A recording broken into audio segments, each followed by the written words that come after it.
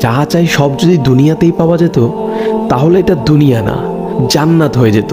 কিছু এলোমেলো ঝড়, কষ্টের দমকা হাওয়া, কিছু অপ্রাপ্তির ভিড় তোমায় কষ্ট দিবে, যন্ত্রণাগুলো পাহাড়ের মতো দেখবে, মাঝে মধ্যে বুকটা ভারী হয়ে আসবে। তবে কখনোই হতাশ হইও না, ভেঙে পড়ো না, কারণ এটাই দুনিয়া। এখানে সব চাওয়া পূরণ হবার নয়।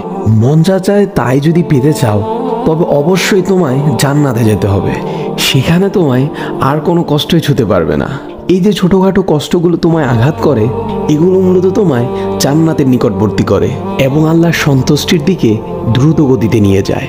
আর এখানে সুখ দুঃখ কোনোটিই স্থায়ী নয়। এখানকার সব কিছুই সাময়িক, আর আখেরাত হলো চিরস্থায়ী। সেখানকার সুখ দুঃখ চিরস্থায়ী। ক্ষণস্থায়ী কষ্টগুলোর ব্যাপারে অত চিন্তা করে কি লাভ? আল্লাহ সুবহানাহু ওয়া তাআলা বলেন, জান্নাতে তোমাদের জন্য তোমাদের মন যা চাই তাই আছে। তোমরা যে জিনিসের আকাঙ্ক্ষা করো তোমাদের জন্য সেখানে তাই আছে। সূরা ফুসসিলাত আয়াত নাম্বার 31। তাই স্বপ্নগুলো আখিরাতের জন্য বাঁচিয়ে রাখো। হতাশ হয়ে নিজেই নিজের উপর জুলুম করো না।